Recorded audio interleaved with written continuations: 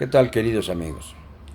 A 4 días de las elecciones presidenciales comienzan a verse las verdaderas pieles de aquellos que cuestionaron toda posibilidad de cambio hacia la izquierda y ahora se suben alegres al furgón de la alegría triunfante. Personajes como Claudio X González, a quien el propio Andrés Manuel llamó uno de los principales asociados de la mafia en el poder, ahora sonríe, abraza, estimula al futuro presidente de México.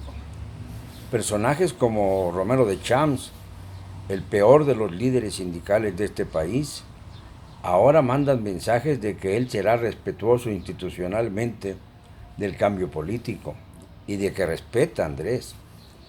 Los expresidentes que tanto lucharon para evitar el triunfo de Andrés, sobre todo Vicente Fox y Felipe Calderón, ahora mandan mensajes felicitándole, quizá con la lejana esperanza de que no pierdan sus millonarias pensiones.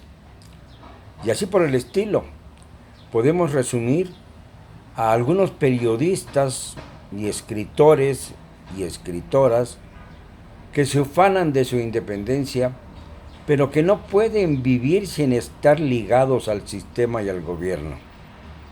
Por ahí me enteré de una semi-escritora frívola que habló de ir a votar por Mitt y luego al día siguiente justificó su postura diciendo que había votado por Andrés. Estas hipocresías al pueblo de México le caen muy mal, sobre todo porque queremos sacudirnos de estas mentiras, de esta demagogia permanente, porque todavía quedan focos rojos. Lo de Puebla no se puede admitir. Lo de Puebla es una extensión de los cacicazgos que tanto han asfixiado al pueblo de México durante tantos años.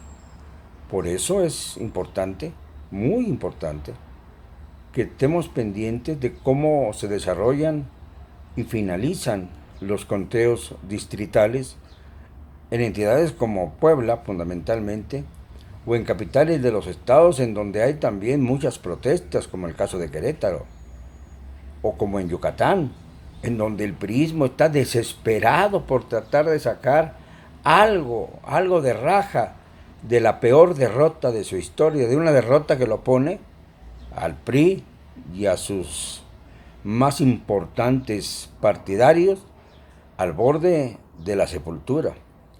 Yo no sé cómo se atreve Emilio Gamboa, por ejemplo, salir a decir que se habían disparado un tiro al pie cuando admitieron la posibilidad de que un no militante fuera su abanderado.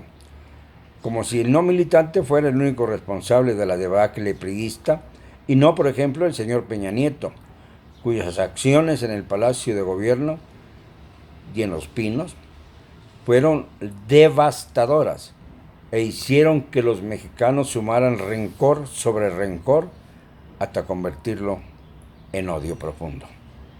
Y esto es lo que hizo que se estallaran las emociones el pasado domingo 1 de julio. Esto fue lo que sin duda marcó las elecciones y marcó el futuro del país. Yo no digo que Andrés no tenga sus partidarios fijos, pero sí creo que ese margen de ventaja inmenso también se debió a la suma del enojo, de la furia colectiva, como consecuencia de los malos gobiernos últimos.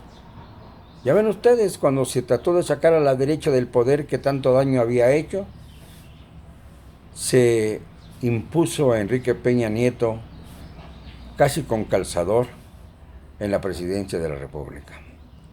Y en lugar de cumplir con las viejas banderas sociales de su partido, las ensució y convirtió a México en un territorio de fosas clandestinas, de dolor, de hambre, de angustia.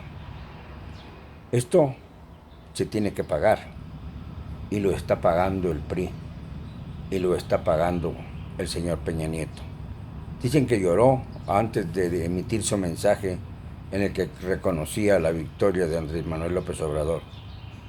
Y más va a llorar cuando al cabo de la transición el pueblo de México exija a su nuevo presidente que cumpla con uno de los más importantes propósitos, de las más importantes exigencias del colectivo: procesar y enviar a la cárcel a Enrique Peña Nieto y a su cáfila de maleantes.